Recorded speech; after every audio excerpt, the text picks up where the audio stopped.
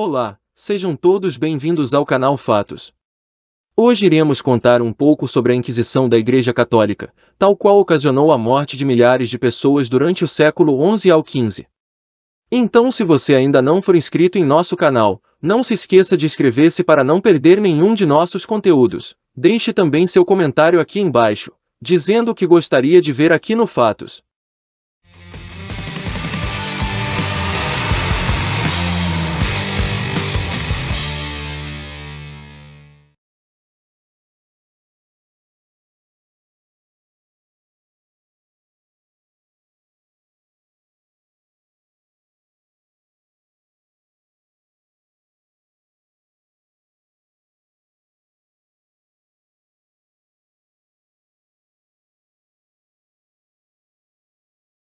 Durante séculos, diversas sociedades europeias foram consumidas pelo medo de ter bruxas entre elas.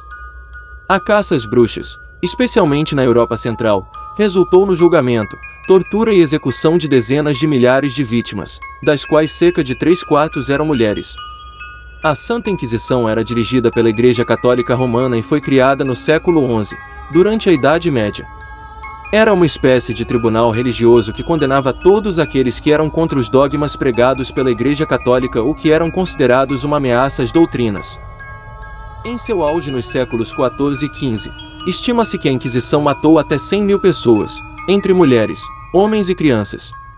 As mulheres eram o principal alvo quando a perseguição era a possíveis adeptos à bruxaria. Os motivos são diversos e contestáveis. Fosse por estarem conquistando mais liberdades, ou quebrando normas sociais vigentes, as mulheres eram vistas como uma terrível ameaça. O clérigo católico Irish Cranmer afirmou em 1487, no seu livro, Maleus Maleficarum, que as mulheres têm tendência natural a se tornarem bruxas. Mulheres eram torturadas e mortas por qualquer motivo, parteiras e curandeiras principalmente. Os médicos na época eram acessíveis somente para os ricos, os pobres só tinham essas mulheres, que tinham alto conhecimento em plantas medicinais para curar os enfermos. Mas isso bastava para serem acusadas de bruxaria e serem mortas pela Inquisição. Simplesmente porque as ervas que manuseavam curavam os doentes. Bridget Bishop é até hoje uma das mais famosas mulheres acusadas de bruxaria da história. Ela foi a primeira pessoa a ser morta na infame caça às bruxas de Salem. Na época, com 60 anos, tinha sido casada 3 vezes e optava por usar seu nome de solteira, o suficiente para que moradores da região espalhassem absurdos rumores sobre sua vida. Ela foi condenada à morte por enforcamento em 10 de junho de 1692, marcando o início de centenas de mortes que viriam a acontecer na cidade de Salem. Agnes Sampson é outro exemplo, morava em Letterkenny, na Escócia. No século XV desempenhava o papel de parteira na região onde morava. Viúva e com filhos, rumores alegavam que Agnes, devido à sua sabedoria e experiência, possuía poderes mágicos.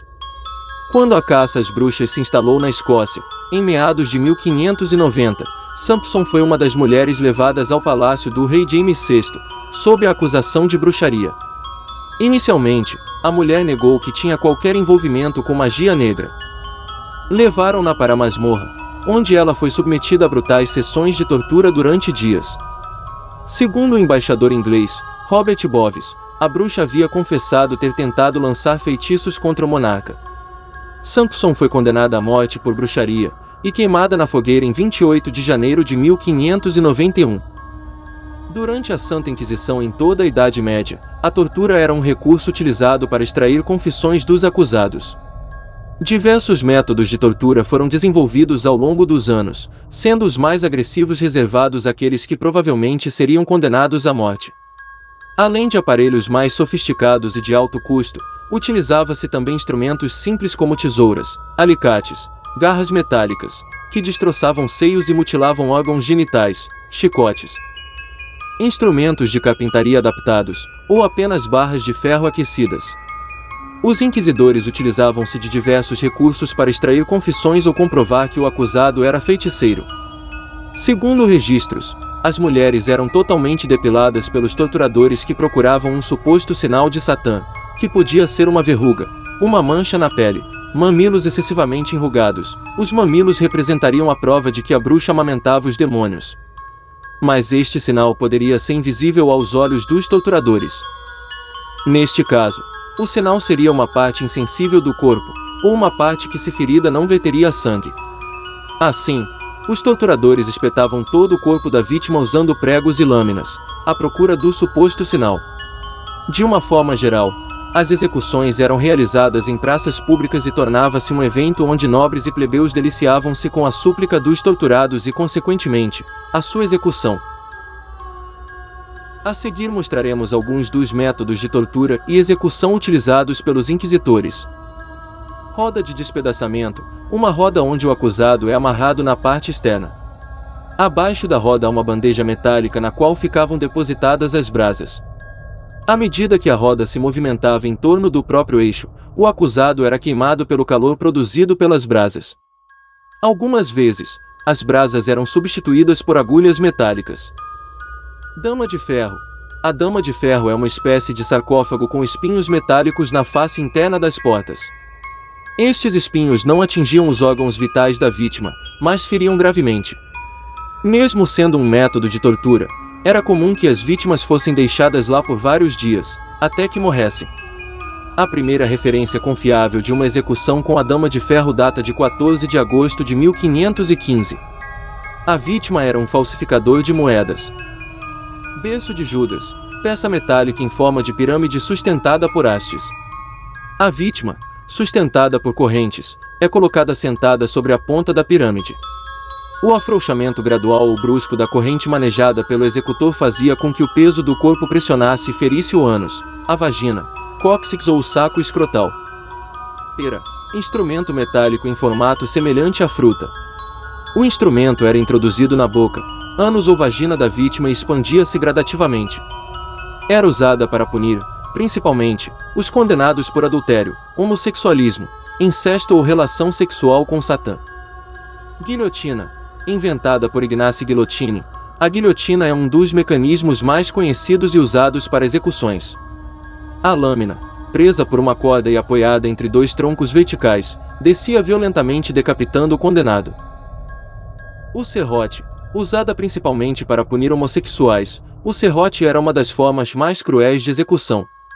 2 executores, cada um em uma extremidade do serrote, literalmente, partiam ao meio o condenado, que, preso pelos pés com as pernas entreabertas e de cabeça para baixo, não tinha a menor possibilidade de reação. Devido à posição invertida que garantia a oxigenação do cérebro e continha o sangramento, era comum que a vítima perdesse a consciência apenas quando a lâmina atingia a altura do umbigo. Cremação. Este é um dos métodos de execução mais conhecidos e utilizados durante a Inquisição. Os condenados por bruxaria ou afronta à Igreja Católica eram amarrados em um tronco e queimados vivos. Para garantir que morressem queimados e não asfixiados pela fumaça, a vítima era vestida com uma camisola embebida em enxofre. Empalação. A empalação consistia em inserir uma estaca no ânus, umbigo ou vagina da vítima, a golpes de marreta.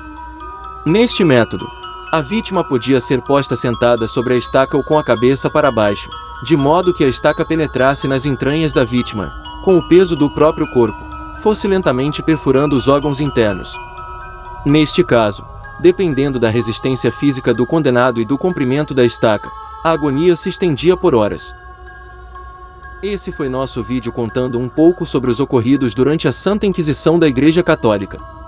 Podemos notar fatos de tortura e execução inimagináveis. Esperamos sinceramente que nunca mais cheguemos a tal ponto novamente. Espero todos vocês em um próximo Fatos. Até breve.